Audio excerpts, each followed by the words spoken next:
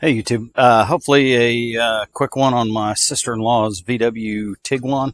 It's got a teeny tiny engine. I think it's a 2.0 maybe turbo. A couple of things. I mean, it desperately needs an oil change. Gonna change the air filter out. We're gonna put the blue painter's tape on it, and then it's also got a misfire in cylinder number 1. I've got new coil packs and spark plugs coming, and then there's also an injector error code. So I don't know what that's about. We'll have to take a look at that. This is a new one on me. It's a plastic sump, and I was just driving, and it's really not that hot. It's kind of surprising. This would be the natural choice, but that's the transmission.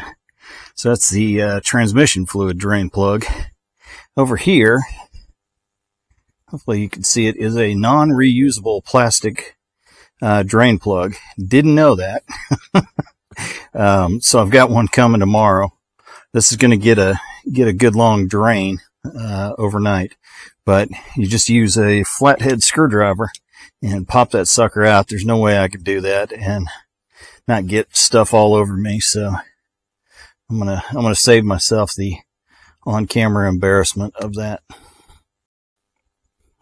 Draining the oil, pretty standard stuff there. Even though it says that not to reuse these, I've got to believe that this one has been used more than once. Just looking inside, I'll try to get in better light and show that to you, but it's a little boogered up on the outside. Whoops, and now it's in the oil. It's starting to glug, and I forgot to take the, forgot to loosen the oil filter cap. The oil filter cap is, not sure what it is in metric, 1 1/4 seems to work.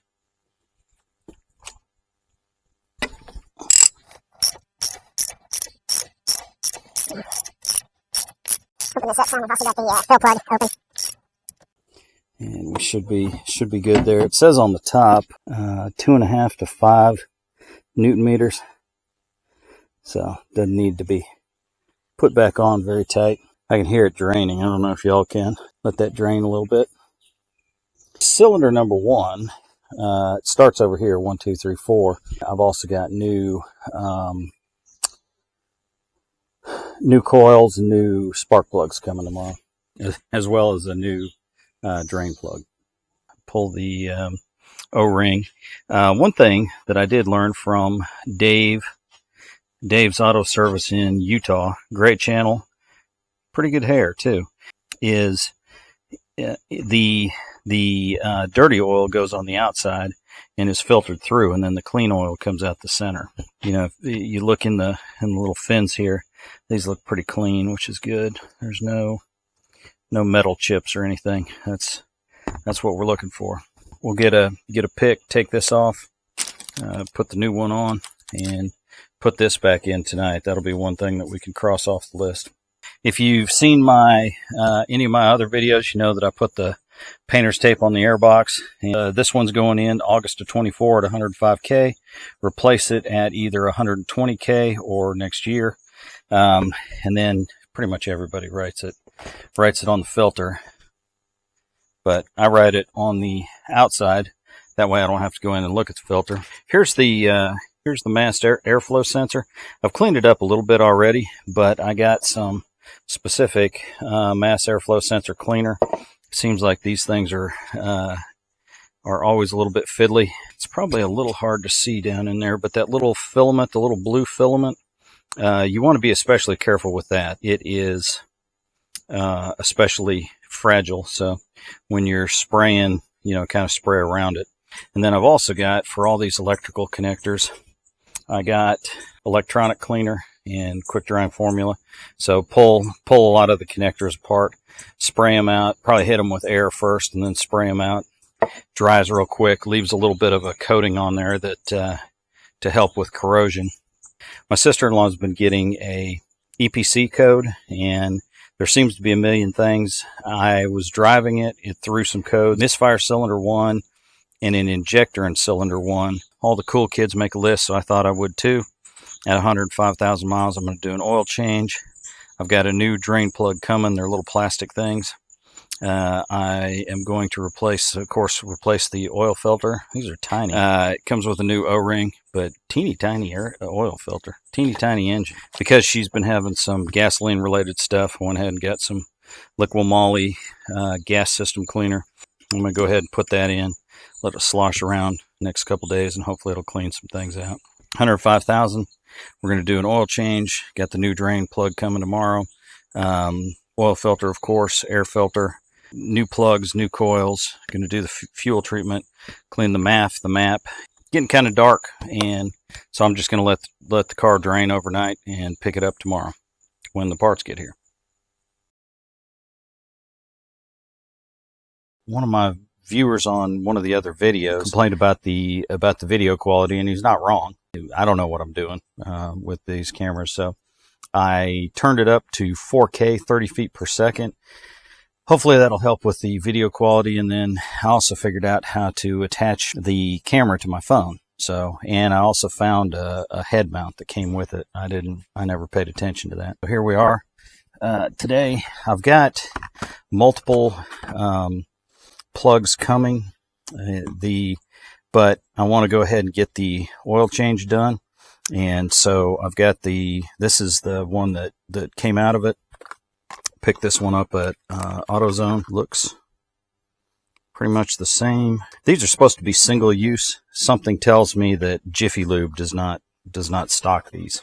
And so we'll go ahead and crawl under the car and put this in. Just wanted to kind of recap what we did yesterday.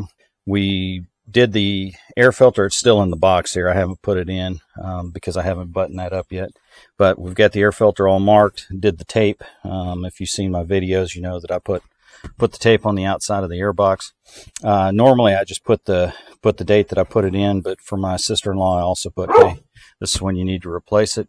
Any sort of an electrical connector, I'm going to go ahead and clean it out with this. I also got some throttle body and air intake cleaner, and so I'm gonna do that. And I cleaned up the mass airflow sensor, which is right here, with the mass airflow sensor cleaner. We also took the coils out. These things are kind of notorious for burning coils. It was some guy on there who seems to be a VW enthusiast, said that he was burning coils about every 40,000 miles. My sister-in-law is on 105, so probably about time to change. I've got those and spark plugs coming. First, we're going to finish the oil change. So we'll pop this in. I'll crawl under the car, pop this in, finish the oil change. And then we're also going to add some Liqui-Moly gas system cleaner. There's some people online that said just use a flathead screwdriver in this thing, and I guess you could, but it kind of bungs it up. I think a better answer is a nickel. So it's bigger. It isn't going to tear up these the nylon edges, so I'm going to try a nickel. We'll see how it goes. This could be the most well-drained car in the history of oil changes. This I started draining this last night about 8 o'clock. It's almost 1 o'clock now, so it's been draining overnight. Put that up in there, just kind of hand tighten it, and when we get to this point, pull out our trusty nickel, and goes right in. I would say if you're gonna do your oil change, use a nickel. It's like the widest screwdriver ever and seems to work fine. We got that in there, and so now back on the top side, let's start putting some oil in. We want to clean that up. We don't want a bunch of gunk getting down in our clean engine. 0W20 seems awfully thin, but that's what they call for. I'm so used to big engines that everything on this is a little smaller and very different. Funny thing is, this calls for 6 quarts, which seems a little weird to me. my rule of thumb, or the rule of thumb I've always just kind of tribal knowledge, I guess, has been a quart per cylinder. And so I assume this was 4, but it calls for 6.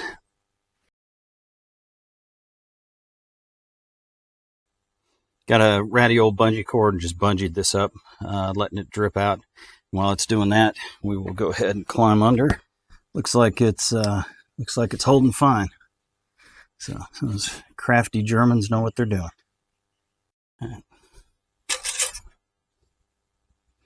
As expected, we are about a quart low.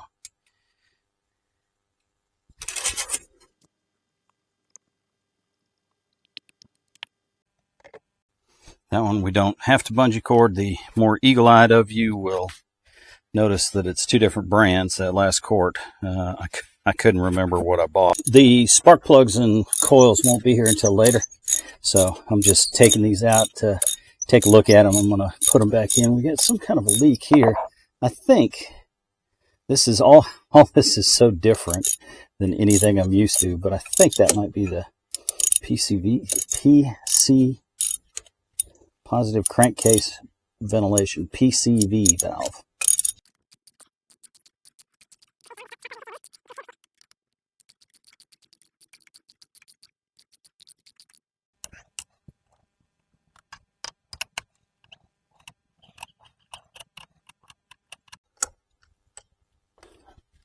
They are the longest spark plugs known to man. So that doesn't look too bad.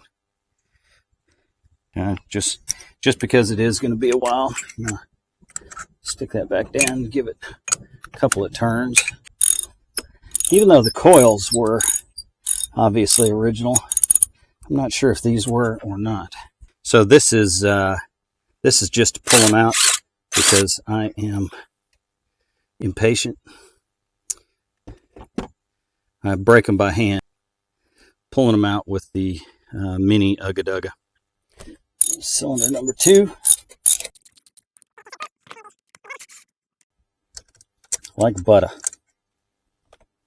All right, so while we're back over here, we can mark a couple things off. Got the oil change done. Obviously put in the new drain plug. No. We cleaned the mass airflow sensor. Let's go ahead and we'll do the fuel treatment. Just tip it up. Didn't take long. This was kind of pricey. I think it was like $27 or something. So I hope it does some good.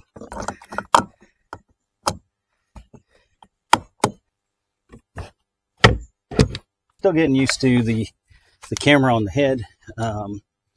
In Europe, they seem to call these things Jubilee clips. I've always just called them hose clamps.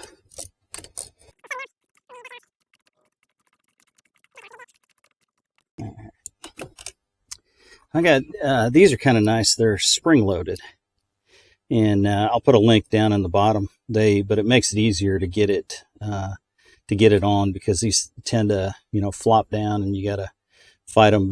So it goes on straight and then it swivels. But we got the Jubilee clip loose. Pull it up, and much to my surprise, that is not the throttle body. Okay, how far down does it go?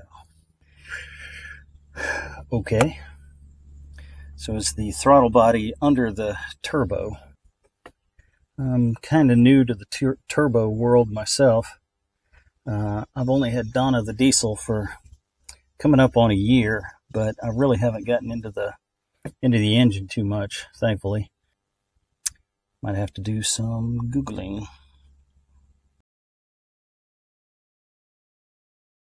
Just going to hit this in here with some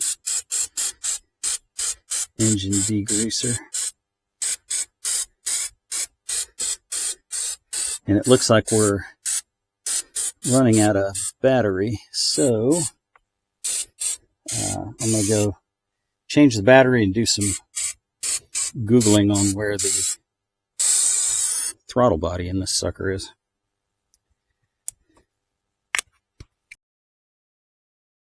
Getting used to the camera on my head and the downloading it or having it connected to the phone is a little weird. Some developments. I went to Google. Here is the throttle body. Makes sense. Here's the intake manifold. To get the intake manifold off, it seems like it's a little bit of a pain. I certainly have the Torx bit, but I don't know that I want to mess with it. There was nothing that indicated that the intake manifold or the throttle body was an issue. It just, if it was right there, like most of my other cars, then I would have gone ahead and cleaned it. The spark plugs and coils showed up from Amazon.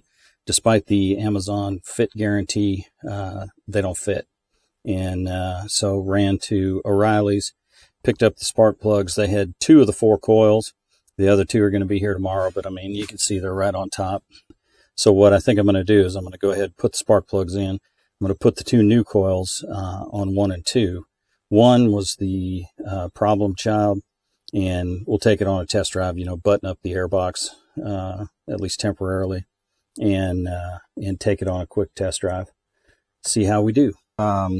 Here's the OEM. These are Champions, Iridium. Same Iridium. You can see about the same size, new versus old. I think these were about 14, 15 bucks a piece at the dealer. The Bosches were almost 30. I can't find the Bosches anywhere near me. So we'll get these in. So I don't even get to pretend to make click click sounds. There is no torque spec. It says with a gasket, hand tight and then half a turn. So we'll go ahead and do that. So number 4 is hand tight, and this makes it easy. I'll go half a turn. I think half a turn is too much.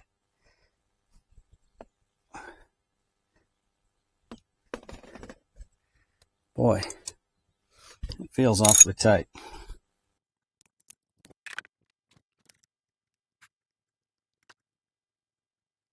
I think I'm going to go a little over a quarter of a turn. It just felt really tight. Now that one, I think that one actually felt okay.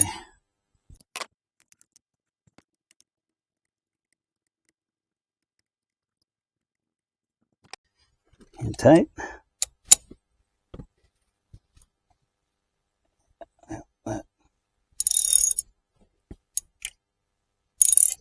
I'd call that hand tight. Half a turn.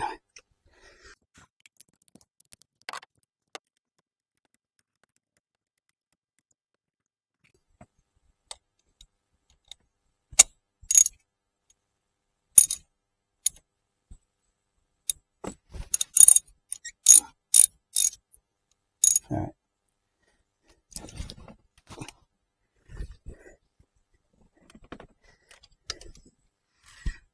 I hope you know what you're talking about, Champion.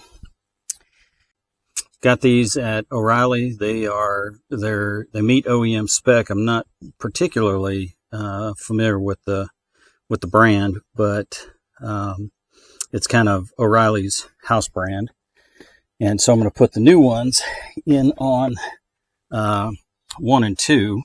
I will put the OEM on 3 and 4. 1 seemed to be the problem child. We're going to call that hand tight. Try to kind of flip this wiring harness out of the way.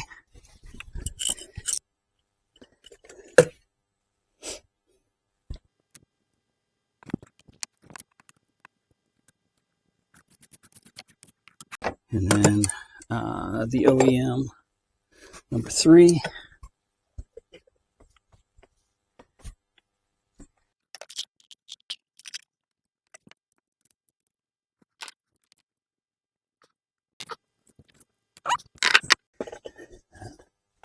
Numero quattro.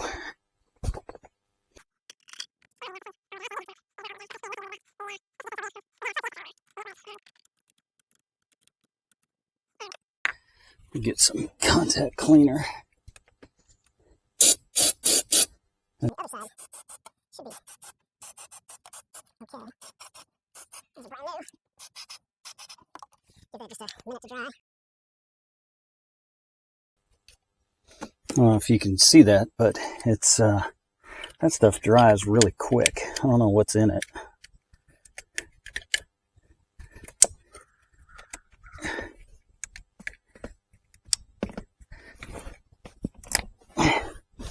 Make sure that those are on there nice and tight. Get the ground straps back on.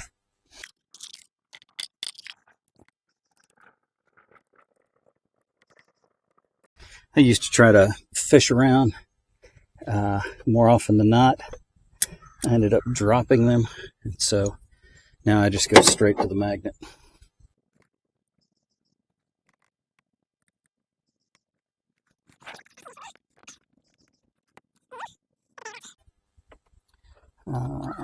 This little contact.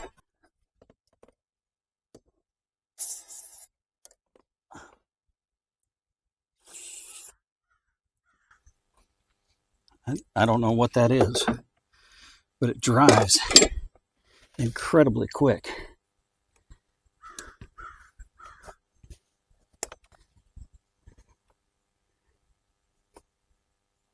That rides on top.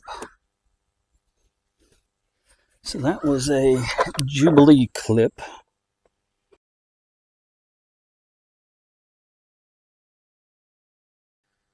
Got everything buttoned back up, and the so we're gonna go ahead and start it. It's got the oil in it, got the air filter. We put the mass airflow sensor. Now I kind of suspect that this is going to throw some errors right off the bat, just because we had so much of this apart. So we got a little smoke coming off the turbo. I think it's all the where I hit it with the engine degreaser and it went backwards. Sounds about like it did before. So we'll take it on a quick test drive.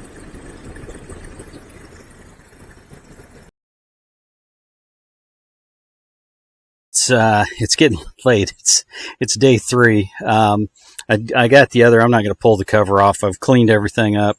I got the other 2 coils, non-OEM, but they're OEM spec. Did that. Put in the Liqui-Moly.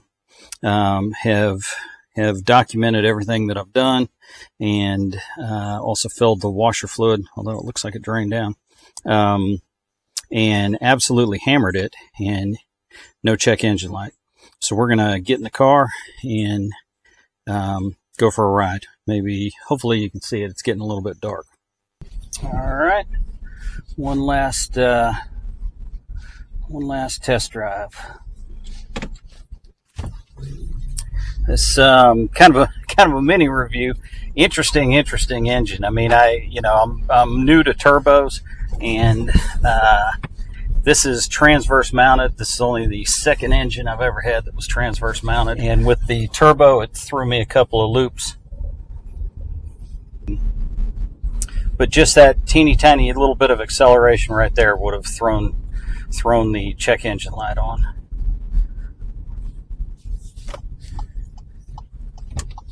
So we'll get on it pretty good right here. All right, up to 5,000 RPM and no check engine light. So I'm not real sure if it was the new coils, the new spark plugs. I mean, both of those probably needed to be done, or the Liqui-Moly. It may have I may have driven it around or sloshed it around in the tank enough to unplug let's get into it.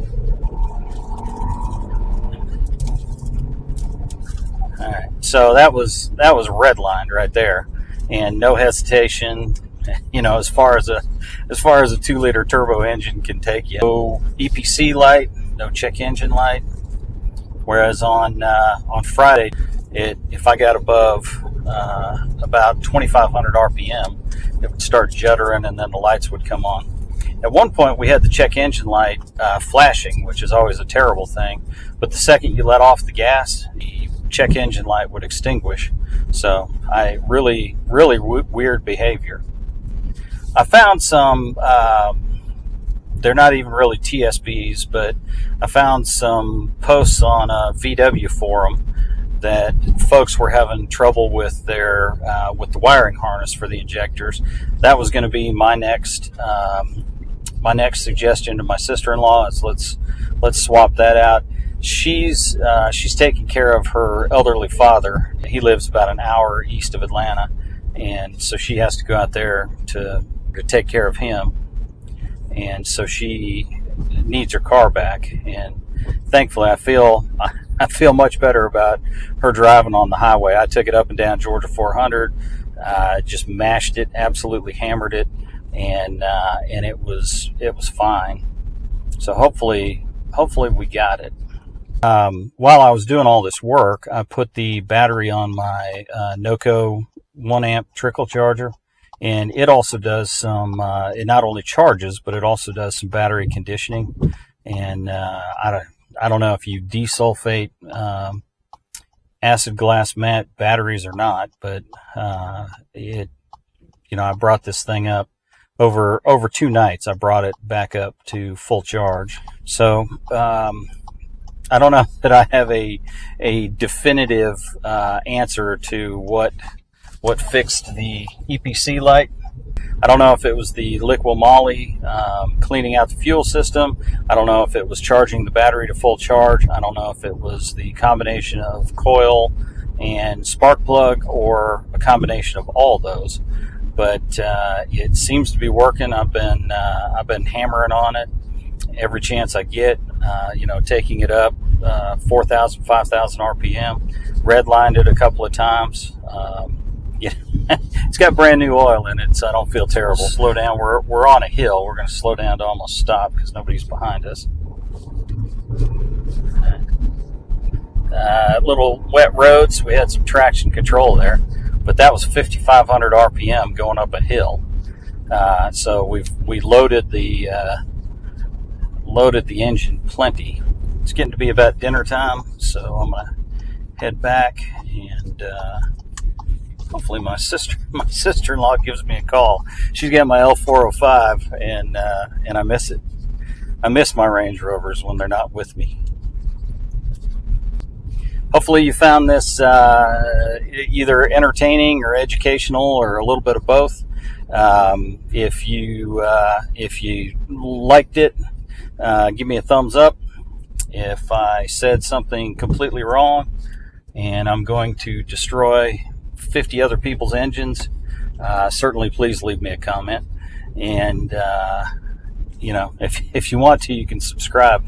I think last time I checked, I was at like 118 or 120, somewhere in there, which is phenomenal. I mean, I'm not going to get to 1,000, which is what you need for monetization. But that was never really the goal of this. It was just I enjoy cars. I enjoy working on cars. I like it when I work on cars and it works better than when I work on cars and it doesn't work. That's very frustrating. But I think this one's good. I think my time's up. I thank you for yours. Have a good week. Stay safe out there.